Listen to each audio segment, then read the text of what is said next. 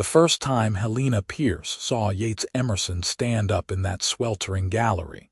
She was midway through explaining how Randall Calhoun's men had strung wire across Willow Creek on a Tuesday morning in late April, and she thought the young cowboy with the sun-bleached hair was simply stretching his legs. The courtroom in Cheyenne smelled of boot leather and desperate hope, packed shoulder to shoulder with ranchers and townspeople who had come to watch a woman take on the wealthiest cattle baron in Wyoming territory. Helena's voice remained steady as she described the homesteaders who had settled along that creek. Families with children and dreams of something better than the hardscrabble lives they had left behind in Kansas and Missouri. Her hands, however, told a different story entirely, trembling against the worn wood of the witness box as she gripped the rail to keep them still. She had practiced this testimony for weeks in the small room she rented above the general store, speaking to her own reflection in the cracked mirror, until the words came without hesitation. But nothing had prepared her for the weight of Randall Calhoun's stare from the defendant's table, or the silence of men who had promised to stand beside her, and now studied their boots instead. Judge Morrison leaned forward, his weathered face impassive beneath silver eyebrows. "Miss Pierce, you stated that you witnessed the fencing operation yourself. What were you doing at Willow Creek that morning?" "I was riding out to the Hendricks place," Helena said, and her voice carried clear through the humid air despite the hammering of her heart. "Mary Hendricks was due with her third child, and her husband had asked me to come stay with the family for a few days. I am a midwife, Your Honor. I travel to the homesteads regularly." That much was true and known throughout the county. At 23, Helena had apprenticed with old Doc Winters until his death 2 years prior, and she had brought half the babies in the territory into the world since then. Her work took her to places other women rarely saw, across open range and into the isolated cabins where homesteader wives labored through their pregnancies far from town. She had seen things, heard things, learned the geography of power and water rights in a way few others could claim. "And you saw the fencing crew," the prosecuting attorney prompted. "He was a thin man named Albertson, brought in from Laramie specifically for this case, and he wore his uncertainty like an ill-fitting coat." "I saw 12 men working under the direction of Buck Ferris, who manages Mr. Calhoun's Northern Range operations," Helena said, meeting Calhoun's eyes across the room without flinching. "They were stringing barbed wire across the creek at the Narrows, where the water runs between 2 rock faces. It is the only point where the creek can be easily crossed or accessed for nearly 3 miles in either direction. Once the fence was completed, the homesteaders downstream would have no way to water their stock without cutting the wire or traveling half a day out of their way." A murmur rippled through the gallery, quickly silenced by the judge's gavel. Calhoun sat perfectly still, his thick fingers laced on the table before him, his expression showing nothing but mild interest. He was a bull of a man in his 50s, gray-bearded and prosperous, wearing a suit that had been tailored in Denver and probably cost more than most of the homesteaders earned in a year. He owned the bank that held mortgages on 3/4 of the small farms in the county. He owned the feed store and the lumber yard. He owned, in every way that mattered, the livelihoods of most of the men sitting in that courtroom. "Did you speak to Mr. Ferris or any of the crew?" Albertson asked. "I did. I asked Buck Ferris by what authority he was blocking the creek. He told me that Mr. Calhoun had purchased the water rights from the territorial government and had every legal right to fence his property as he saw fit." Helena took a breath, steadying herself for the next part. "I told him that the homesteaders had been watering their stock at that creek for 4 years, and that cutting off their access would kill their herds. He said that was not his concern. And what happened to those herds, Miss Pierce? The courtroom went quieter still, if such a thing was possible. Helena could hear the buzz of flies against the tall windows, the creak of someone shifting weight on the wooden benches. By mid-June, the Hendricks family had lost 32 head of cattle. The Sorensens lost 18. The McLeods lost everything, 46 animals, and they left the territory last month. Their children were hungry, Your Honor. I know because I was there when Mary Hendricks tried to nurse her baby, and could not because she herself had not eaten properly in weeks. I know because I helped Emma Sorensen bury her youngest son when he took fever, and that fever might have been fought off if the boy had not already been weakened by poor nutrition. Her voice cracked just slightly on the last words, and she hated herself for it, for showing weakness when she needed to appear strong. Albertson nodded slowly. Thank you, Miss Pierce. Your witness, he said to Calhoun's attorney, a sharp-faced man named Weatherby who had made his reputation defending mining interests in Colorado. Weatherby rose with the lazy confidence of a man who had already won. Miss Pierce, you claim to have witnessed this fencing operation in April. Why did you wait until October to bring charges? I did not bring the charges, Helena said carefully. The territorial prosecutor did, based on my testimony and that of others who were willing to come forward. Ah, yes, these others. Weatherby made a show of shuffling through papers on his table. Can you name these witnesses who were supposedly willing to testify? Helena felt the trap closing but saw no way around it. Tom Hendricks, Lars Sorensen, and James McLeod all signed statements with the prosecutor in August. And where are these gentlemen today? The silence that followed was answer enough. Tom Hendricks had received a loan extension from Calhoun's bank the week before the trial. Lars Sorensen had been offered a job on Calhoun's ranch at wages he could not refuse. James McLeod, as Helena had already stated, was gone entirely, his homestead abandoned and his family scattered to relatives back east. Let the record show, Weatherby said with satisfaction, that none of the homesteaders Miss Pierce claims to represent have appeared to corroborate her story. Now, Miss Pierce, is it not true that you yourself hold a certain animosity toward my client? Helena stiffened. I do not know what you mean.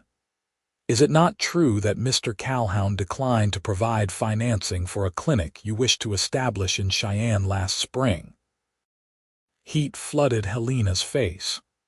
Mr. Calhoun owns the bank.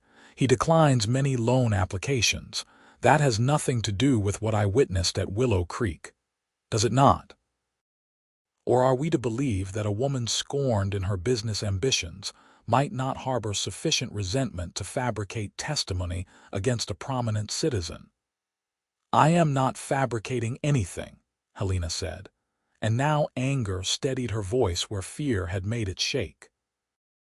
I am telling the truth about what I saw, and if every man in this territory is too afraid of Randall Calhoun to stand beside me, then I will stand alone. Those homesteaders have rights under territorial law, and those rights were violated deliberately to drive them off land that Mr. Calhoun wanted for his own use. Weatherby smiled thinly. You will stand alone indeed, Miss Pierce. I have no further questions. Albertson called her back for redirect, trying to shore up the damage, but there was little he could do. Helena answered his questions mechanically, describing again the exact location of the fence, the dates she had visited the struggling homesteads, the slow death of the herds for want of water. Through it all she felt the eyes of the gallery upon her, measuring and judging, wondering if she was brave or merely foolish. It was as she stepped down from the witness box that she heard the scrape of boots on wood, and turned to see a young man rising in the third row of the gallery. He was tall and lean in the way of men who spent their lives in the saddle, wearing a battered hat pushed back on his head, and a shirt that had been mended more than once. His face was open and pleasant, sun-darkened and younger than she had first thought, probably not yet 30, with blue eyes that caught the light slanting through the windows.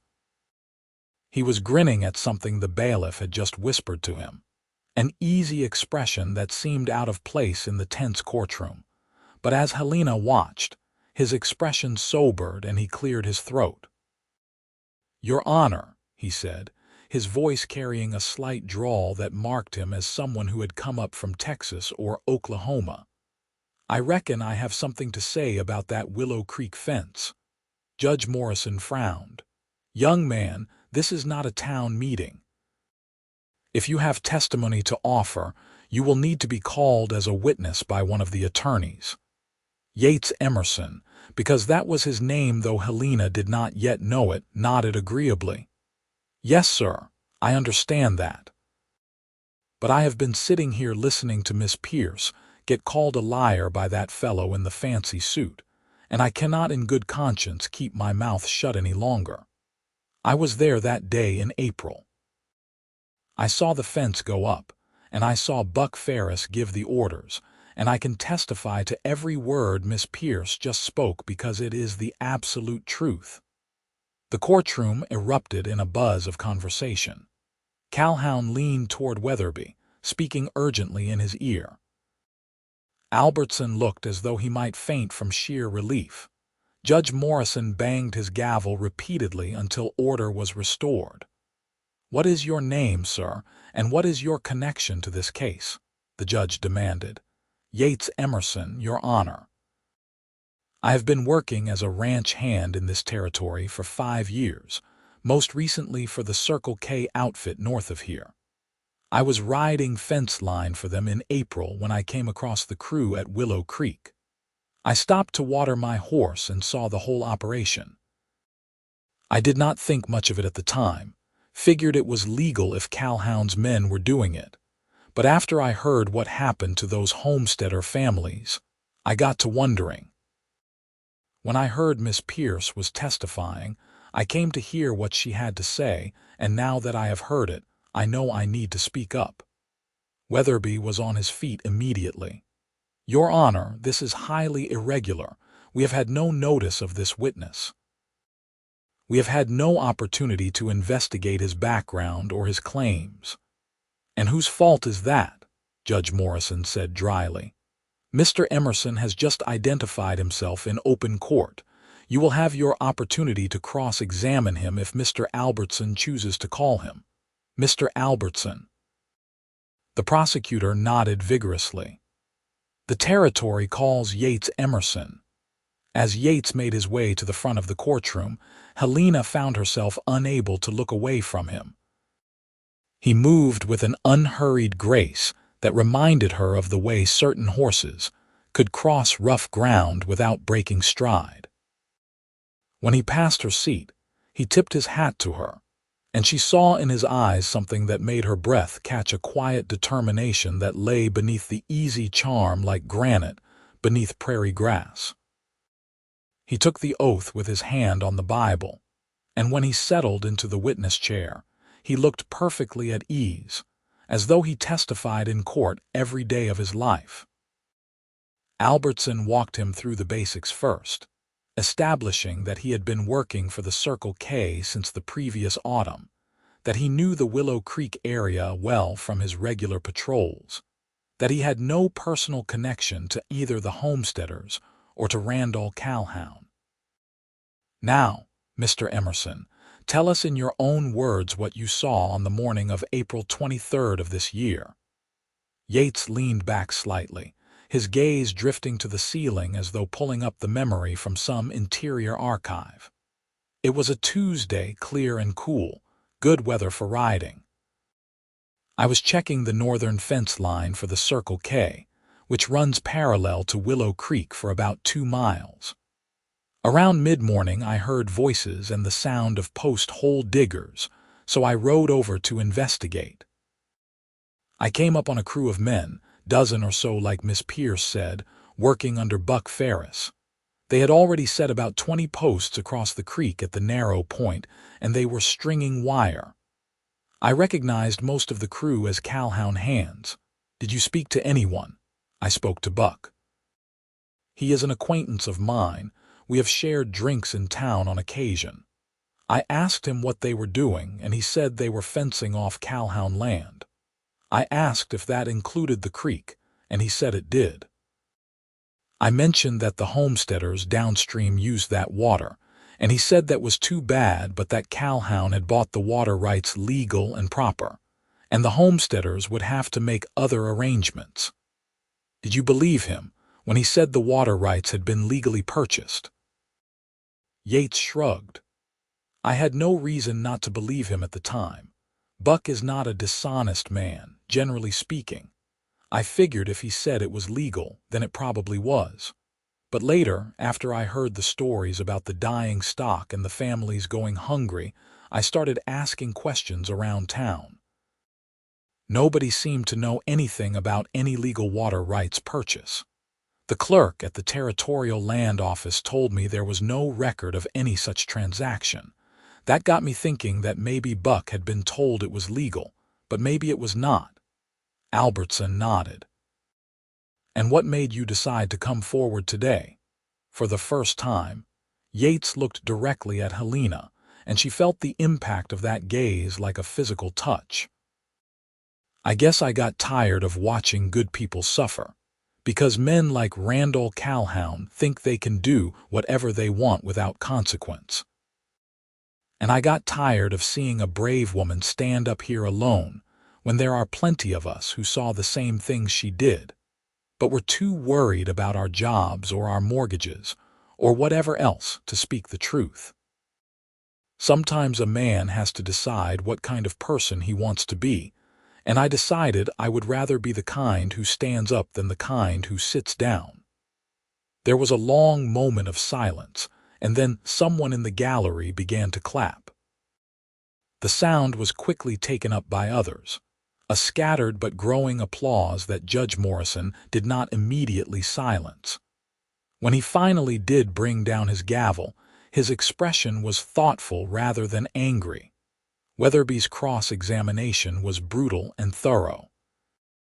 He questioned Yates about his employment history, suggesting that a man who had drifted from ranch to ranch might not be the most reliable witness. He questioned his friendship with Buck Ferris, implying that Yates might have a personal grudge. He questioned the accuracy of his memory, pointing out that 6 months had passed since the alleged fencing operation. But Yates answered each question with the same unflappable calm, never getting defensive, never losing his temper, simply restating what he had seen and what he knew to be true. When it was over, and Yates stepped down from the witness box, Helena found herself standing without conscious decision. She met him in the aisle between the benches, and for a moment they simply looked at each other. Two people who had been strangers an hour ago and were strangers still, but who now shared something more substantial than acquaintance. "Thank you," she said quietly, because there were no other words adequate to the moment. "No need for thanks," Yates replied, and his grin returned quick and bright. "I just told the truth. You are the one who had the courage to start it." The trial continued through the afternoon, with Albertson calling witnesses to establish the timeline of the homesteaders' losses and the absence of any recorded water rights purchase.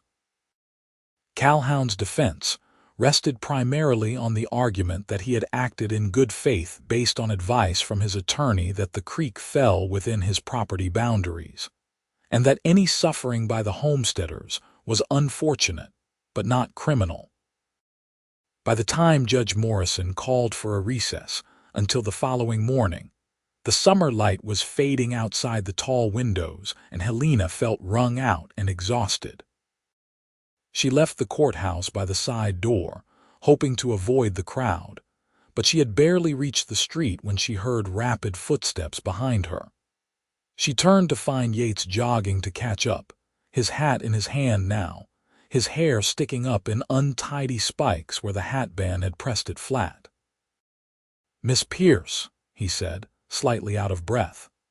I wanted to make sure you got back to wherever you are staying safely. I expect Calhoun is not too pleased with either of us right now." Helena glanced around at the darkening street, at the few pedestrians still out in the evening cool. "I am staying at Mrs. Brennan's boarding house, just 2 blocks from here. I will be fine, Mr. Emerson." "Yates," he corrected. "And I am sure you will be fine, but I would feel better walking you there all the same if you do not mind the company." She did not mind, though she was not entirely sure what to make of this young cowboy who grinned at bailiffs and stood up in courtrooms, and now insisted on seeing her safely home. They walked in silence for a few moments, their footsteps echoing on the wooden sidewalk, before Helena spoke. "You will lose your job over this," she said. It was not a question. Yates laughed, a warm sound that seemed to push back the evening shadows. "I already lost my job. The Circle K foreman was sitting in the gallery today. I saw him leave right after I testified, and I imagine he went straight back to the ranch to pack up my things. But there are other jobs, other outfits. I am a fair hand with horses and cattle, and somebody will hire me once this all blows over."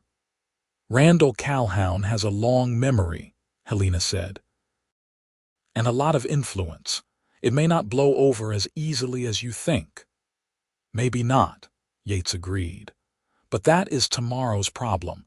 Today I did the right thing, and I got to meet the bravest woman in Wyoming territory, so I figure I came out ahead on the deal." Helena felt heat rising in her cheeks and was grateful for the gathering dusk. "I am not brave. I am terrified." "Well, that is what brave means, is it not? Being terrified and doing the thing anyway." Yates slowed as they reached the boarding house, a neat 2-story structure with a lamp already lit in the front window. "Miss Pierce, I know this is forward of me, and I know we have only just met under fairly unusual circumstances, but would you allow me to take you to supper tomorrow evening? After the trial concludes, I mean. I would like to hear more about your work as a midwife, and I confess I am curious about what makes a woman decide to take on the most powerful man in the territory." Helena studied him in the lamplight spilling from Mrs. Brennan's window. His face was open and earnest, free of guile, and she realized with some surprise that she wanted very much to have supper with him, wanted to know more about this cowboy who stood up when everyone else sat down. "Yes," she said, "I would like that." His grin could have lit the entire street. "Tomorrow evening, then. I will call for you at 6 if that suits." She nodded, and he replaced his hat, tipping it to her once more before turning to walk back toward the center of town. Helena watched him go, this stranger who had changed the course of her day with a few simple words of truth, and felt something unfurling in her chest that she had not felt in longer than she could remember, a cautious, fragile hope. The trial resumed at 9 the next morning with closing arguments. Albertson spoke passionately about the rule of law and the rights of small landholders to access water that had been freely available since the first homesteaders arrived. Weatherby spoke equally passionately about property rights and the dangers of allowing every failed farmer to blame his troubles on successful men. Judge Morrison listened to both with the same impassive expression he had worn throughout the trial, and when the arguments concluded, he announced that he would take the matter under advisement and render a decision within 30 days. "This court is adjourned," he said, and brought down his gavel with a sharp crack that seemed to release all the tension in the room at once. Helena gathered her few belongings and made her way through the crowd, accepting congratulations from several homesteader wives who had sat through the entire trial, deflecting questions from a newspaper reporter who wanted to know if she feared retaliation. She was nearly to the door when she saw Buck Ferris blocking her path. He was a thick-shouldered man in his 40s, weathered and hard-eyed, wearing range clothes and a revolver on his hip. "Miss Pierce," he said, his voice low enough that only she could hear. "You made a mistake testifying against Mr. Calhoun. He does not forget, and he does not forgive. You might want to think about leaving Cheyenne for a while, at least until this all settles down." Helena felt her heart hammering but kept her voice level. "Is that a threat, Mr. Ferris?" "It is advice. Free advice, which you would be smart to take." He stepped aside then, letting her pass, but she could feel his eyes on her back as she pushed through the courthouse doors into the brilliant October sunshine. Yates was waiting on the steps, leaning against one of the pillars with his arms crossed and his hat tipped forward against the glare. When he saw her, he straightened immediately, and she noticed for the first time the bruise darkening his jaw and the careful way he held his left arm. "What happened?" she demanded, crossing to him quickly. He touched the bruise gingerly. "Ran into a couple of Calhoun's boys last night after I left you at Mrs. Brennan's. They wanted to explain how testifying against their boss was bad for my health. I explained that I did not much care for being told what to do. We came to an understanding eventually." "You were beaten," Helena said, anger and fear mixing in equal measure. "You need to see a doctor." "I've been beaten worse in Saturday night brawls over far less important matters," Yates said easily. "Nothing is broken, just bruised. I will be fine in a few days. But I did want to warn you that Calhoun is making his displeasure known. You should be careful, Helena. May I call you Helena?" "Yes," she said automatically, still examining the damage to his face with a professional eye. "And you should be careful too. This is exactly what I was afraid would happen. I told you yesterday I am not afraid of Randall Calhoun or his hired thugs."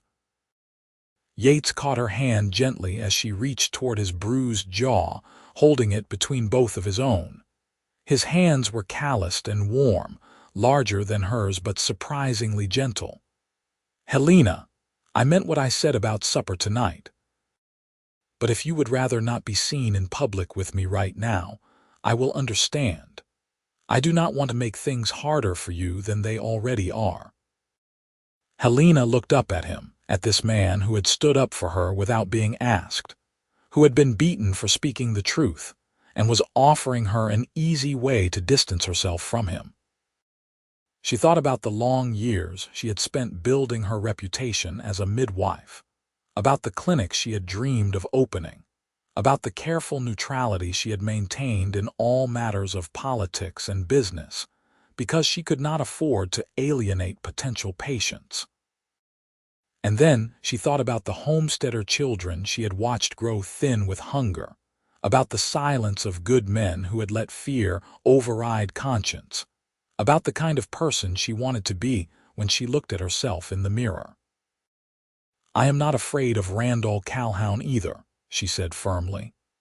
"And I would very much like to have supper with you tonight, Yates Emerson. I would like everyone in Cheyenne to see us having supper together, in fact." His grin returned, brilliant and delighted. "Then I will call for you at 6 sharp, and we will have the finest meal the Capitol Cafe can provide." The Capitol Cafe occupied a corner storefront on the main street, with large windows that looked out on the steady traffic of pedestrians and wagons. Yates arrived at Mrs. Brennan's boarding house promptly at 6, wearing the same mended shirt but with his hair neatly combed and his boots polished to a shine. He offered Helena his arm, and they walked through the lamplit streets together, drawing stares from every person they passed. By the time they reached the cafe, Helena suspected that half of Cheyenne knew where they were dining and the other half would know before the meal concluded. The cafe was crowded with the evening trade, but the proprietor, a friendly woman named Martha, found them a table near the window. Helena had eaten here many times over the years, always alone or with other women, always keeping herself separate and professional. Sitting across from Yates, seeing the way other diners looked at them with curiosity and speculation, She felt as though she was crossing some invisible line between her old life and something new and uncertain. "You are quiet," Yates observed after they had placed their orders. "Having second thoughts about being seen with a disreputable cowboy." "You are not disreputable," Helena said. "You are brave and honest, and those are not qualities to be ashamed of." "High praise," Yates said lightly. "Though I confess I do not feel particularly brave. I just said what I knew to be true. You are the one who started this whole thing, who stood up first when you had the most to lose." "I had no choice," Helena said. "I could not watch those families suffer and say nothing." "Everyone has a choice," Yates replied. "You chose to do the hard thing when it would have been much easier to stay silent. That is courage, Helena. Do not sell yourself short." Their food arrived, simple fare of beef and potatoes, but well prepared and generous in portion. As they ate, they talked, carefully at first and then with increasing ease. Yates told her about growing up on a ranch in the Oklahoma Territory, the youngest of 4 brothers, learning to ride before he could properly walk. He told her about coming north to Wyoming 5 years ago after his father died, and the ranch was sold, about the different outfits he had worked for, about the vast open spaces of the high plains that never stopped calling to him. Helena told him about her childhood in Ohio, about losing her mother to childbed fever when she was 16, and vowing that she would learn to help other women avoid that same fate. She told him about apprenticing with Doc Winters, about the satisfaction of bringing a child safely into the world, about the crushing grief when things went wrong despite her best efforts. She told him about her dream of opening a clinic where women could come for care regardless of their ability to pay, and about Randall Calhoun's cold dismissal of her loan application. "That must have been devastating," Yates said quietly, "to be so close to your dream and have it denied." "It was," Helena admitted, "but it also clarified things for me. I realized that as long as men like Calhoun control all the money and all the power, people like me will always be at their mercy. That is why I testified, not just for the homesteaders, but because someone has to start saying no. Someone has to start pushing back." Yates reached across the table and covered her hand with his. "And now you are not alone in pushing back. You have got me, for whatever that is worth. And I suspect after today's testimony, you will have others too. People just needed someone to go first." Helena turned her hand over, lacing her fingers through his. It was a bold gesture for a public place, but she found she did not care who saw. "Why did you do it?" she asked. "You did not know me. You had nothing to gain and everything to lose. Why did you stand up?" Yates was quiet for a long moment, his thumb tracing small circles on the back of her hand. When he spoke, his voice had lost its usual lightness.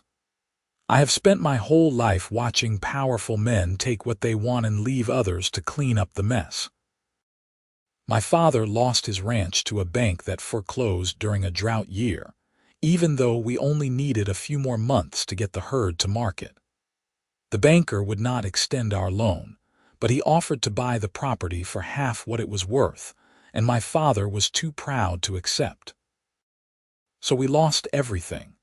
I was 18 years old, and I swore I would never be like those men who use their power to crush people who cannot fight back, and I swore I would never stand by and watch it happen if I could do something to stop it." He looked up at her, his blue eyes serious. "When I heard you testifying, heard the truth in your voice, and saw the way those men were trying to tear you down for telling it, I knew I had to stand up. Not for you, though I am glad I could help you, but for myself.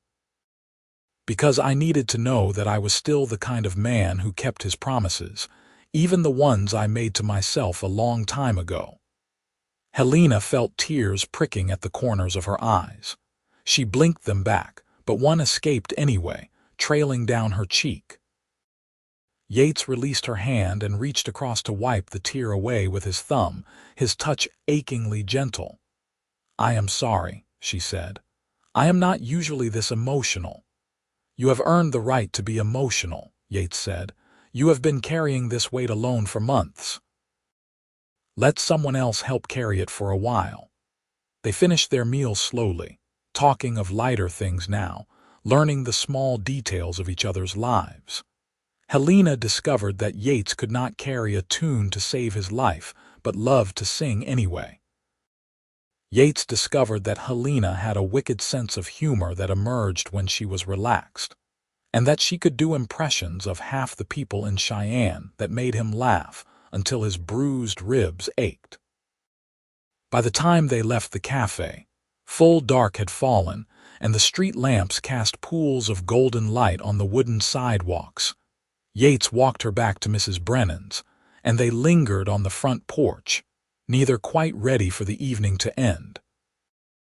Helena could hear music drifting from a saloon down the street, the laughter of men in their cups, the distant whistle of a train pulling into the depot. Ordinary sounds of an ordinary evening, but nothing about this night felt ordinary. "Helena," Yates said quietly, "I need to tell you something. I am not a wealthy man. I have got a saddle, a good horse, and about $40 in savings. I do not have any prospects beyond whatever ranch work I can find, and after testifying against Calhoun, that work may be hard to come by. I am telling you this because I would very much like to see you again, but I do not want you to think I am something I am not." Helena smiled up at him in the lamplight.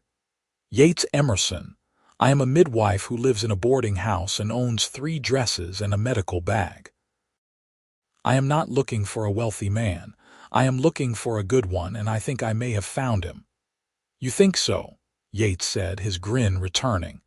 "Well, I suppose we will have to spend more time together so you can be certain."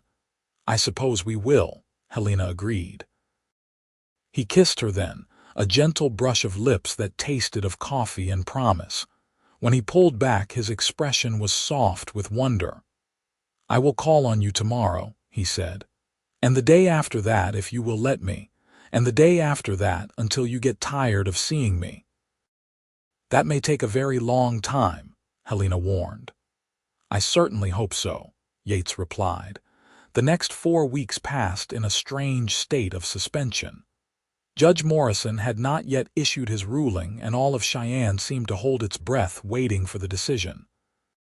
Helena continued her work, riding out to the homesteads and attending births, but she noticed a subtle shift in the way people treated her. Some of the wealthier families who had previously employed her services now found reasons to use other midwives. But the homesteaders and the working people of the town sought her out more than ever, proud to be associated with the woman who had stood up to Randall Calhoun. Yates found work with a small outfit west of town, a young rancher named Peter Sullivan who had attended the trial and been moved by Yates's testimony. The pay was less than he had earned at the Circle K, but the work was honest, and Sullivan was a fair boss. Every evening Yates would ride into town to call on Helena, and they would walk together or sit on Mrs. Brennan's porch and talk, as the autumn darkness gathered around them. Helena found herself watching for him as the afternoon light began to fade, found herself thinking about him during the quiet moments of her work, found herself falling in love with steady inevitability. She had not planned to fall in love, certainly not now when her life was so uncertain and complicated. But Yates made it impossible not to love him. He was unfailingly cheerful even after long days in the saddle. He was interested in her work and asked intelligent questions about midwifery and medicine.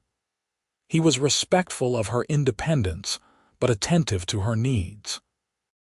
He made her laugh, and he made her feel safe, and gradually she began to understand that these two things were perhaps the same thing, or at least connected in ways she had never quite recognized before. They had been courting for 3 weeks when the word came that Judge Morrison would deliver his ruling the following Monday. Helena spent that Sunday at the Hendricks homestead, helping Mary through a difficult delivery that ended well, but left Helena exhausted and emotionally wrung out. She rode back to Cheyenne in the late afternoon, arriving just as Yates was coming to call on her. He took one look at her face and helped her down from her horse, his hands strong and steady at her waist. "Rough day?" he asked gently. "A baby boy," Helena said, "healthy and squalling. But it was touch and go for a while. Mary lost a lot of blood. She will be all right, but it frightened me." Yates led her to the porch and they sat together on the steps, his arm around her shoulders, her head resting against his chest. She could hear the steady beat of his heart, feel the rise and fall of his breathing, and slowly the tension drained out of her. "The ruling comes tomorrow," she said after a while. "I do not know if I am ready for it." "What do you think he will decide?" Yates asked. "I do not know. I want to believe that justice will prevail, that the judge will see through Calhoun's lies and rule in favor of the homesteaders. But I have seen too many powerful men escape consequences to be confident." She turned to look up at him. "Yates, what if we did all of this for nothing? What if Calhoun wins anyway?" "Then we will have done our best, and that will have to be enough," Yates said. "But I do not think we did it for nothing, Helena. Even if the judge rules against us, you and I both know the truth, and so do a lot of other people now. That has to count for something." "I hope you are right," Helena said quietly. The courtroom was even more packed on Monday morning than it had been during the trial itself. Helena recognized homesteaders who had traveled 2 days to be present for the ruling, townspeople who had closed their shops for the morning, and a cluster of reporters from newspapers in Denver and Salt Lake City. Randall Calhoun sat at the defendant's table looking confident and untroubled, flanked by his attorney and Buck Ferris. Helena took a seat in the front row, and Yates settled beside her, his hand finding hers in the folds of her skirt. Judge Morrison entered at precisely 9 o'clock, and the bailiff called the court to order. The judge took his seat, adjusted his spectacles, and picked up a sheaf of papers that Helena recognized as his written decision. The silence in the courtroom was absolute. "I have given this matter considerable thought," Judge Morrison began, his gravelly voice carrying easily through the room. "The question before this court is not a simple one of property rights or contract law, though both elements are certainly involved. The question is whether a man, however wealthy or powerful, can use legal mechanisms to deprive others of access to resources essential to their survival, and whether such actions constitute a violation of territorial law." He paused, and Helena felt her heart beating so hard she was certain everyone in the courtroom could hear it. "The court finds," Judge Morrison continued, "that the fence erected across Willow Creek by agents of Randall Calhoun in April of this year was constructed without proper legal authority. The Territorial Land Office has confirmed that no water rights purchase was ever recorded, and Mr. Calhoun has failed to produce any documentation supporting his claim to exclusive use of the creek. Furthermore, the court finds that the placement of the fence was calculated to deny the downstream homesteaders access to water that had been freely available to them since the establishment of their claims, and that this denial was done with knowledge of the harm it would cause." A murmur ran through the gallery, quickly hushed as the judge continued. "The court therefore orders that the fence be removed within 30 days, and that the water rights to Willow Creek be clarified in favor of the homesteaders who have been watering their stock there since 1883. Furthermore, Mr. Calhoun is hereby ordered to pay restitution to the Hendricks, Sorensen, and McLeod families in the amount of their documented livestock losses, said amount to be determined by a special master appointed by this court." This court further directs the territorial prosecutor to investigate whether criminal fraud charges are warranted in this matter, based on Mr. Calhoun's apparent misrepresentation of his legal authority to fence the creek. Judge Morrison set down his papers and looked directly at Randall Calhoun. "Mr. Calhoun, you have been a prominent citizen of this territory for many years, and your contributions to the economy are not in dispute, but prominence does not place you above the law. The small landholders of this territory have the same rights as the large ones, and this court will not permit those rights to be trampled simply because it is convenient or profitable to do so. Court is adjourned." The gavel came down, and the courtroom erupted in cheers and applause. Helena found herself pulled to her feet by Yates, who was laughing and swinging her around. And then she was surrounded by homesteaders shaking her hand and thanking her, by Tom Hendricks with tears running down his weathered face, by Lars Sorensen promising that his grandchildren would know her name. Through the crowd she could see Calhoun's furious expression as Weatherby tried to speak with him, could see Buck Ferris looking deflated and old, could see the reporters scribbling frantically in their notebooks. But mostly she saw Yates, standing beside her with his hand at the small of her back, his presence steady and solid and real. He had stood up for her in this courtroom 4 weeks ago, and she had fallen in love with him for it. But she understood now that what she loved was not just that single act of courage, but the man himself, the humor and the steadiness, the integrity and the kindness. All of it wrapped up in a lanky cowboy with a crooked grin and eyes the color of summer sky. They escaped the courthouse eventually, walking through streets that seemed brighter and cleaner than they had that morning. At Mrs. Brennan's boarding house, they stopped on the familiar porch, and Helena turned to face him. "We won," she said, still hardly believing it. "You won," Yates corrected. "You started it, you saw it through, and you won." "We won," Helena insisted. "I could not have done it without you." "Maybe," Yates allowed, "but I think you would have found a way. You are not the kind of woman who gives up." He took her hands in his expression suddenly serious. "Helena, I know this is not the most romantic timing, and I know we have only known each other a few weeks, but I think I need to say this now before I lose my nerve. I love you. I loved you from the moment you stood up in that courtroom and refused to back down, and I have loved you more every day since. I know I do not have much to offer, but I am a hard worker and I will be faithful and I will spend every day of my life trying to make you happy if you will give me the chance." Helena felt tears streaming freely down her face now, but she was smiling. "Yates Emerson, are you proposing to me?" "I suppose I am," Yates said. "Unless that is too forward, in which case I am just telling you I love you and hoping you might feel the same way." "I do feel the same way," Helena said. "I love you too, and yes, I will marry you." His whoop of joy could probably be heard 3 blocks away. He picked her up and spun her around, right there on Mrs. Brennan's porch in full view of anyone who cared to look.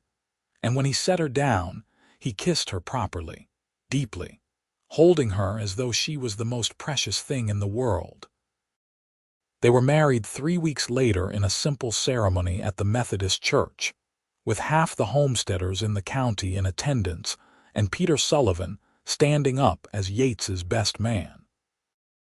Helena wore a new dress of blue calico that Yates insisted on buying her, and she carried wildflowers that Tom Hendricks had picked from the land around Willow Creek. After the ceremony, they had a celebration at the community hall, with music and dancing and more food than they could possibly eat. During a quiet moment, when Yates had gone to fetch them both some punch, Helena found herself standing beside Judge Morrison, who had been invited to the wedding and had surprised everyone by accepting. "Congratulations, Mrs. Emerson," the judge said. "I wish you and your husband every happiness." "Thank you, Your Honor," Helena replied, "and thank you for your ruling. I know it was not an easy decision." "On the contrary," Judge Morrison said, "it was one of the easiest decisions I have ever made. The law was clear and the facts were clear. The only difficulty was in having the courage to apply them when doing so was inconvenient for powerful interests." He smiled slightly. "You and Mr. Emerson demonstrated that courage first. I merely followed your example." As autumn turned to winter and winter gave way to spring, the consequences of the trial continued to unfold. The territorial prosecutor did bring criminal fraud charges against Randall Calhoun, and although a jury ultimately acquitted him of the most serious counts, the damage to his reputation was severe. Several of his political allies distanced themselves from him, and when he ran for territorial council the following year, he was soundly defeated. The bank he owned was purchased by a consortium of small investors, and the new management was considerably more generous with loans to homesteaders and small businessmen. For Helena and Yates, the victory at Willow Creek opened unexpected doors. The homesteaders, grateful beyond measure, made them a collective offer. There was a parcel of land at the creek headgate itself, 20 acres that had been part of the McLeod claim before the family left. If Helena and Yates would settle there and help organize the water rights for the entire creek drainage, the homesteaders would deed them the land free and clear. It was not what either of them had planned, but as Yates pointed out with his characteristic optimism, the best things in life rarely were. They moved to the creek in April, living at first in a small cabin that Tom Hendricks helped them build, working together to establish a proper system for sharing the water fairly among all the downstream users. Helena continued her midwifery, now serving a wider area than ever before, and Yates raised horses and helped the homesteaders with their herds. The following spring, the territorial government finally established clear water rights for Willow Creek, and the small community of homesteaders celebrated by building a new headgate and naming it Pierce Emerson Gate in honor of the couple who had fought to protect their access to water. By that time, Helena was 6 months pregnant with their first child, and Yates was beside himself with joy and terror in equal measure. Their daughter was born on a hot July afternoon in their cabin by Willow Creek, delivered by Mary Hendricks, who had learned midwifery from Helena over the previous 2 years. Yates held his wife's hand through the labor and wept openly when he heard his daughter's first cry. They named her Willa, after the creek that had brought them together, and she grew up strong and healthy, with her father's blue eyes and her mother's fierce determination. On a warm evening 5 years after the trial, Helena and Yates stood together at the headgate watching the water flow clear and cold toward the homesteads downstream.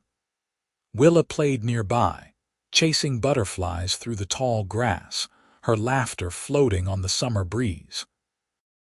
In the distance, they could see the cluster of farms that had grown and prospered now that their water rights were secure, could see the children playing in the yards and the cattle grazing in green pastures. "You ever regret it?" Yates asked quietly, his arm around Helena's waist. "Testifying, I mean. Everything that came after." Helena leaned into his warmth, watching their daughter dance in the fading light. "How could I regret the choice that brought me to you, that brought us here to this life we have built, I suppose, when you put it that way," Yates said with a grin. "Though I still think you are the brave one. I just stood up when you had already done the hard part." "You stood up when no one else would," Helena corrected. "You broke the silence, Yates. You showed everyone else that it was possible to speak the truth, even when the cost was high." "That is not nothing. We make a good team," Yates said, kissing the top of her head. "The best team," Helena agreed. As the sun set over the Wyoming plains, painting the sky in shades of gold and crimson. They watched their daughter play and listened to the sound of water flowing freely to the families who needed it. It was not the life Helena had imagined for herself when she first came to Cheyenne with dreams of opening a clinic. It was not the life Yates had imagined when he rode north from Oklahoma looking for ranch work. But it was a good life, built on truth and courage, and the kind of love that grew stronger with every passing day. And when Willa grew old enough to understand, they told her the story of how they met, of the courtroom where her mother stood alone until her father rose beside her, of the cattle baron, who thought he was above the law and the ordinary people who proved him wrong. They told her so she would know that justice was worth fighting for, that courage was contagious, and that sometimes the greatest adventures began with a single person deciding to stand up. The girl listened with wide eyes, and Helena could see in her daughter's face the same fierce determination that had carried her through that terrible, wonderful day in the courtroom. She could see Yates's steadiness too, his quiet integrity, and she knew that whatever challenges Willa faced in her life, she would have the tools to meet them. Years later, when new homesteaders arrived in the territory looking for water and opportunity, they would hear the story of Helena Pierce and Yates Emerson, of the trial that changed everything, of the woman who testified and the cowboy who stood beside her. The story would grow in the telling, becoming something larger than the simple truth, but at its heart, it remained the same. A story about courage, about love, about the way ordinary people could change the world when they refused to stay silent. And at the head gate where the water ran free, where the grass grew green and the children played in safety, Helena and Yates built their life together, day by ordinary day, proving with every sunrise that the best kind of happy ending was the one you created yourself, one choice at a time, one stand at a time together.